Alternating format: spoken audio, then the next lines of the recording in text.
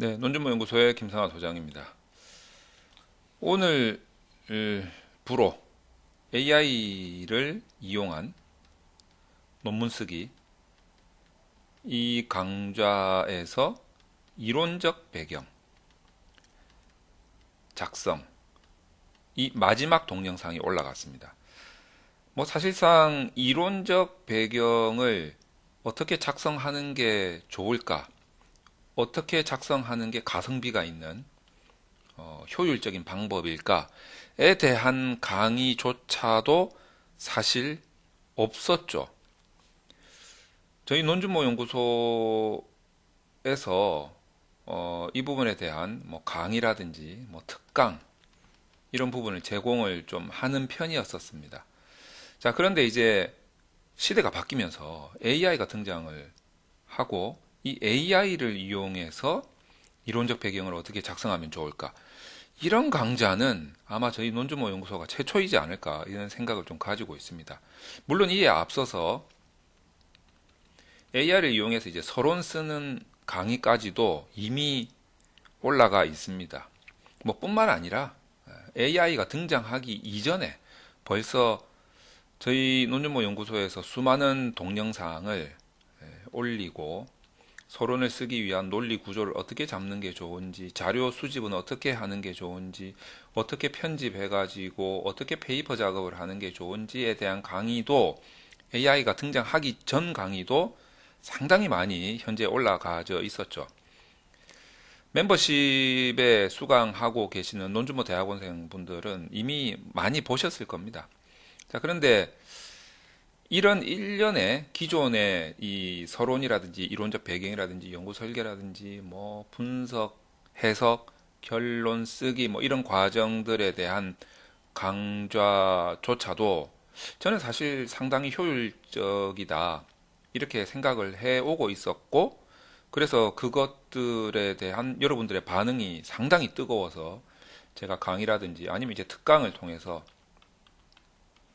온라인이든 오프라인이든 여러분들을 이제 찾아뵙고 있었죠. 자, 그런데 이제 불과 얼마 전에 AI가 등장을 했던 거였습니다. 그래서 제가 이런 부분을 AI를 적용을 시켜서 강의를 만들어 봐야 되겠다. 이러면 사실 기존의 논문 쓰는 방식도 효율적이었는데 이게 더 가성비 있는 방법이 되지 않을까? 만약에 그렇다면 논문을 처음 쓰시는 분들, 특히 학생분들 있잖아요. 대학원생분들. 논문을 진짜 태어나서 처음 쓰시는 분들이지 않을까라는 생각이 들어요. 그런데 여러분들 공감하고 계시겠지만 저는 컨설팅을 하다 보니까 논문만 컨설팅이 되지를 않아요. 그분들이 가지고 계시는 고민들, 걱정거리, 스트레스까지 같이 이거를 뭐라 그러죠? 전이가 된다라고 이야기를 하지 않습니까? 심리학에서 보면 이제 전이 효과라고 있지 않습니까? 이 상담이나 컨설팅을 하다 보면 여러분들이 가지고 있는 스트레스가 그대로 저한테 전이가 됩니다. 그러다 보니까 저 역시도 컨설팅을 하다 보면 그냥 논문만 설계하고 뭐 요령을 알려드리고 뭐 교정을 하고 분석을 하고 이게 되는 게 아니라 저조차도 엄청나게 스트레스를 받게 되는 거죠. 그런 심리적인 상태를 저도 똑같이 겪고 있더라 이거죠. 그래서 왠지 모르게 저도 어떻게 하면 이 논문을 처음 쓰는 입장에서 봤을 때 이 논문을 가성비 있게 효율적으로 스트레스 안 받고 넌 스트레스죠. 스트레스 없이 쓸 수 있을까? 자꾸 이 부분에 고민을 하게 되더라고요. 그러다 보니까 뭔가 저는 뭐 제가 어차피 학자도 아니고 교수도 아니기 때문에 어차피 저는 비즈니스맨이거든요. 그러니까 비즈니스적인 입장에서 봤을 때 가장 상품성 있는 그런 요령이 무엇일까라는 것을 계속 생각을 하게 되고 다만 이런 요령들이 정말 학문적인 양심에 위배된다거나 아니면 학문의 발전을 오히려 퇴보시킨다거나 이러면 안 되겠죠. 뭐 이거는 진짜 뭐 거의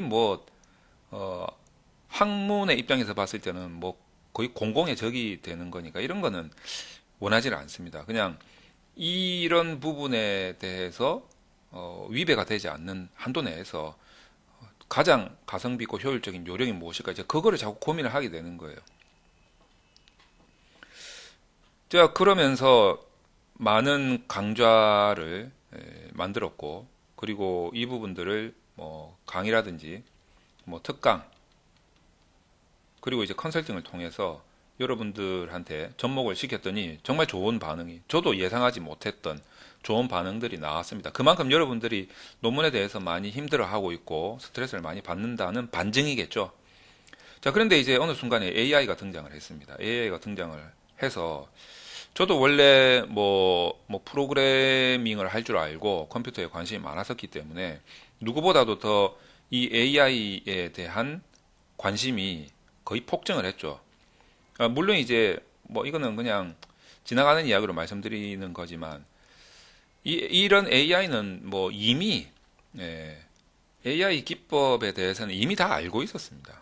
뭐 인공신경망이라든가 뭐 그다음에 뭐 의사결정을 하는 뭐 그런 각종 분석 기법들 거기에는 뭐 로지스틱 회귀 분석도 많이 사용이 되기도 하고 의사결정 나무 분석이라든지 뭐 인공신경망 분석이라든지 이런 것들은 제가 다 할 줄 알았었기 때문에 거기다가 컴퓨터 프로그램을 또 할 줄 알았기 때문에 AI가 할 수 있는 각종 그런 프로세스라든지 뭐 메커니즘이라든지 이런 것들은 뭐 예전부터 생각을 하고 있었으나 이게 이제 본격적으로 뭐 오픈 AI라는 회사를 통해서 챗 GPT라는 상품으로 이제 서비스가 되기도 하고 그리고 이제 노션 AI라는 그냥 노션이라는 메모 프로그램인데 이게 AI가 결합되는 바람에 너무 편리한 메모장이 돼버렸다, 편집 기능이 됐다, 이런 거에 저는 이제 감탄을 하고 있는 거죠. 누구보다도 더 감탄을 하고 있는 겁니다.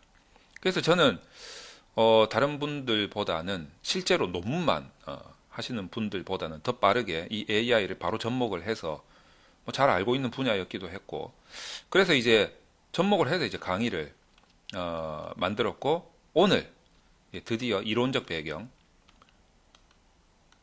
작성하는 데 있어서 이 AI를 사용하는 이 강의의 마지막 강의를 이제 제작해서 올렸던 거죠.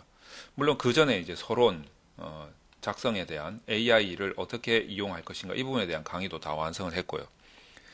자, 이제 저로서는 처음 강의를 완성했던 겁니다. 이게 이제 나중에 또 버전 2가 나오고 버전 3이 나오고 이렇게 되겠죠. 저도 왜 기술이 계속 기술도 발전하지만 저도 이제 기술 습득이 자꾸 새로운 기술이 습득이 되고 있기 때문에 저 역시도 버전이 계속 올라갈 거라고 생각을 합니다. 그러면서 논문 작성에 대한 속도나 가성비는 더 좋아지겠죠. 어쨌든 지금 현재로서는 이제 제 강의의 입장에서 보면 버전 1이 될 것 같은데 막상 해보고 나서 소회를 밝히고자 합니다. 결론적으로는 너무 편하다.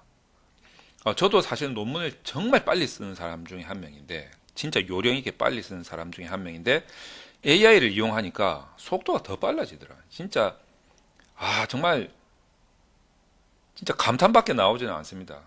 한 가지 조심해야 될 게 이제 AI를 100% 믿으면 안 되기 때문에 항상 인간인 우리가 AI에게 어떤 요청을 하기 전에 먼저 자료 수집을 해야 되고 그리고 우리 머리로 먼저 고민을 해야 됩니다. 그리고 나서 AI한테 자료를 주고 그리고 AI를 학습을 시킨 다음에 AI에게 가장 적정한 요청을 하게 되어서 나오는 그 결과물을 가지고 다시 한 번 더 인간인 우리가 검토를 해줘야죠. 이게 상당히 중요합니다. 그리고 나서 확신이 들었을 때 우리가 논문에다가 편집을 하고 이제 페이퍼 작업을 해주는 이제 요런 이제 순서대로 가야 되는데 요거만 잘 지킨다면 AI는 정말 좋은 도구가 된다. 논문에서. 그리고 결정적인 게 뭔지 아십니까? 제가 해보니까 여러분들이 이제 출처만 잘 밝히신다면 더 이상 표절의 문제에서 여러분들이 고민할 게 별로 없을 것 같다라는 생각이 좀 들었어요. 그래서 요즘에 이제 표절에 대한 논란들이 되게 많았었잖아요. 그리고 이제 표절 그 소프트웨어 회사들도 이 부분에 대해서 굉장히 강력한 그런 또 거의 뭐 인공지능에 가까운 뭐 그런 시스템을 개발을 하고 계시지만 이런 회사 관계하신 분들이 좀 당황하시겠다라는 생각이 좀 듭니다. 자, 그 정도로 이 AI의 역량이 잘만 이용하면 굉장히 우리 학문의 속도를 빠르게 하는데 도움이 되는 그런 도구로 자리매김하지 않을까. 이런 현상을 우리가 피할 수는 없겠다라는 생각이 제가 확실하게 들었습니다. 자, 그래서 많은 분들이 이제 뭐 우려하시는 바와 같이 이게 AI가 인간의 직업을 어느 정도 잠식하고는 있지만 반면에 AI를 통해서 우리가 새로운 직업이 생겨나기도 하지 않습니까? 학문의 입장에서 봤을 때는 이 AI가 학문에 적용이 되었을 때 우려되는 것이 어떤 거냐면 인간이 학문을 해야 되는데 이거 뭐 기계가 학문을 하고 있으니 인간이 뭘 할 수 있겠느냐 이제 이런 생각을 하시는데 제가 뭐 이 부분에 대해서 컴퓨터 기술도 좀 아는 입장에서 그리고 이 AI가 어떤 메커니즘을 통해서 인공지능을 갖게 되는지 그런 분석 기법들도 좀 아는 입장에서 제가 설명을 드리면 AI가 현재로서는 그렇습니다. 현재로서는 AI가 이 학문 쪽에 들어와도 우리 인간인 연구자가 할 수 있는 작업을 크게 두 개로 나눠보면 하나는 연구 그 자체, 고민이라고 봐야 되겠죠. 그리고 하나는 페이퍼 작업을 위한 노동이 있습니다. 저는 이것을 잡일이라고 하죠. AI는 이 잡일에 굉장히 도움이 됩니다. 이 연구 그 자체, 고민을 하는 이 부분에는 아직까지는 AI가 썩 도움이 되질 않아요. 자, 그래서 이 두 부분을 역할 분담을 잘 해서 우리가 적용을 시킨다면 이것을 통해서 노동에 투입되는 시간을 단축시켜 줌으로 인해서 학문을 하는 우리 입장에서 봤을 때는 연구에 집중을 할 수 있게 되니까 학문을 하는 그 성과가 시간이 빨라지지 않을까. 저는 이제 이런 긍정적인 생각을 가지고 있습니다. 자, 그래서 여러분들이 그런 점에 좀 유의를 해가지고 AI를 잘 활용을 하시면 좋겠다라는 생각이 들면서 제가 이제 뭐 마지막으로 올렸던 그 강의를 한번 보여드리면 저도 지금 동영상이 지금 929개입니다. 1000개가 다 돼가네요. 마지막으로 올린 강의가 이제 지금 이 AI를 이용한 논문 쓰기 26번 이론적 배경 작성으로 보면 7번 강의입니다. 자, 얘를 재생 목록으로 들어가시게 되면은 논주모 대학원 AI로 논문 쓰기 이제 요 강좌가 되겠죠. 자, 여기에서 정말 많은 강좌들이 올라가져 있습니다. 순서대로 좀 보시면은 처음에 챗GPT죠. 그리고 노션 AI에 관련된 설명들이 있고, 그다음에 AI를 이용해서 뭐 어떤 조사를 할 수 있는지, 뭐 문제점과 대안은 뭔지 이런 거 좀 한 다음에, 그다음에 이제 서론 쓰는 그 방식을 몇 강좌를 통해서 설명을 쭉 드렸습니다. 그리고 제일 마지막에 이제 서론 쓰기 완성을 하고, 그다음에 이론적 배경, 이 과정으로 들어갔는데 이제 오늘 26번 강의를 기점으로 해가지고 이론적 배경도 끝이 났습니다.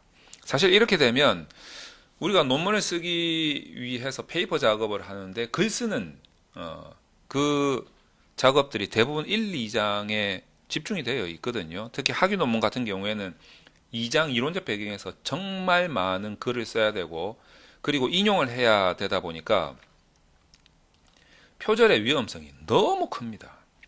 여러분 한번 생각해 보세요. 좀 진짜 좀 이렇게 좀 상식적이고 객관적으로 좀 생각을 한번 해봅시다. 우리가 표절이라는 것을 한번 생각을 해보면 우리가 연구를 하는 입장에서 연구 내용 있잖아요. 이 연구 내용을 좀 두 가지로 분류를 해야 돼요. 그 연구의 어떤 핵심적인 내용이 있지 않습니까? 자기가 어떤 근거에 의해서 어떤 문제를 도출하고 이걸 이제 푸는 그래서 이제 검증을 하는 자, 요 과정이 사실 연구의 핵심이죠. 이게 표절이 되면 안 되죠. 다시 말해서 연구의 표절이 되면 안 되죠. 그런데 이제 이 근거를 제시하기 위한 어떤 그 인용문이라든가 또는 근거까지는 아니지만 좀 보충 설명을 하기 위해서 뭐 개념 설명이라든지 뭐 이런 거 있잖아요. 보충 설명을 하기 위해서 사실 이거 없어도 되잖아요. 없어도 되는데 좀 보충 설명을 하면 독자 입장에서는 좀 좋으니까 이 보충 설명을 하기 위한 인용문을 처리를 하는 과정에서 뭐 출처가 잘못 표기가 된다거나 출처는 표시했는데 뒤쪽에 참고 문헌에 이렇게 올리지를 못했다거나 이제 요랬을 경우에 우리가 일단 표절이다. 이렇게 되면 이거는 뭡니까? 이 표절은 좀 안타까운 표절 아닐까요? 안타까운. 예. 이건 뭔가 인용에 대한 문제에서 나온 뭐 실수라든가 예를 들어서 이런 거일 수도 있어요. 이 부분을 연구를 다 했는데 시간이 없어가지고 좀 이렇게 주르륵 뺏겼다 이거지, 솔직히 말해서. 근데 이제 인용 처리를 잘 못한다거나 아니면 실수를 했다거나 이렇게 해가지고 이쪽 부분에서 이제 표절이 일어났을 경우에는 좀 안타깝지 않습니까? 근데 이런 부분을 AI가 좀 보완을 해줄 수 있다면, 그렇다면 우리 입장에서는 이 연구에 대해서 좀 집중을 할 수 있지 않을까? 이 부분에 대해서 이제 걱정거리가 좀 줄어드니까. 그런 측면에서 보면은 이런 AI가 정말 저는 유용한 기능이다 이렇게 생각을 하고 있습니다. 이 표절에 대응할 수 있는, 이쪽 부분에 표절에 대응할 수 있는 좀 유용한 기능. 그래서 연구에 좀 더 집중을 할 수 있는. 물론 좋은 게 좋은 거라고 이런 부분에 대해서 인용 처리 잘하고 글 잘 쓰고 이러면 좋죠. 예, 그럼 뭐 당연히 좋은 거지. 그런데 이제 특히 학생분들이 이게 잘 안 된단 말이에요. 솔직히 말씀드리면 저는 이런 부분까지도 AI가 있으나 없으나 저는 솔직히 뭐 시간만 빨리 줄어든다는 것 뿐이지 뭐 제가 써도 저는 괜찮아요. 저는 뭐 글 잘 쓰니까. 예. 이렇게 보면 좀 건방지게 들리겠지만 저는 이런 글 많이 써봤으니까 그냥 뭐 솔직히 말해서 그냥 음악 들으면서도 써요. 근데 처음 쓰시는 분들은 이게 너무 힘들다고 이게. 그러니까 이런 부분에서 자꾸 실수가 나오거나 또는 놓치거나 해가지고 뭐 이 스트레스 받잖아요. 자꾸 걱정이 되고 시간도 많이 걸리고 막 이러다 보니까 연구에 투입을 못 하는 거죠. 정신적이나 시간적인 투입이 잘 안 되는 거예요, 연구에. 이제 그런 부분들을 이제 AI가 좀 보완을 해주면 여러분들이 연구의 속도가 좀 빨라지지 않을까, 걱정거리가 좀 줄어들지 않을까. 이런 부분에서 저는 AI가 잘만 이용한다면 좋은 기능으로 우리가 활용해 먹을 수 있겠다 이런 생각이 좀 들었다는 겁니다. 그래서 이번 강좌를 이제 이론적 배경 강좌를 마지막으로 올리고 나서 물론 이제 계속 강의들을 만들고 또 올리고 버전 업그레이드해서 또 올리고 또 하겠지만 여러분들이 정말 볼만한 강의다. 저는 이렇게 생각을 합니다. 자, 그래서 여러분들 어쨌든 이제 논문 쓰시면서 좀 가성비 있게 쓰면 좋지 않을까. 저는 뭐 학자도 아니고 교수도 아니기 때문에 여러분들을 무조건 FM대로 가르쳐야 될 의무도 없습니다. 저는 그냥 여러분들이 스트레스 안 받고 요령껏 논문을 쓰면서 스트레스 안 받으면서 좋은 성과 나는, 그걸 뭐라고 합니까? 가성비라고 하죠. 가성비 좋은 논문 쓰는데 저는 여러분들한테 제가 가지고 있는, 제가 연구한 팁을 드리는 거죠. 자, 뭐 그런 느낌으로 제가 오늘 마지막 강의를, 이론적 배경에 대한 마지막 강의를 올리면서 소감이랄까 뭐 이런 것들을 한번 여러분들께 말씀드려 봤습니다.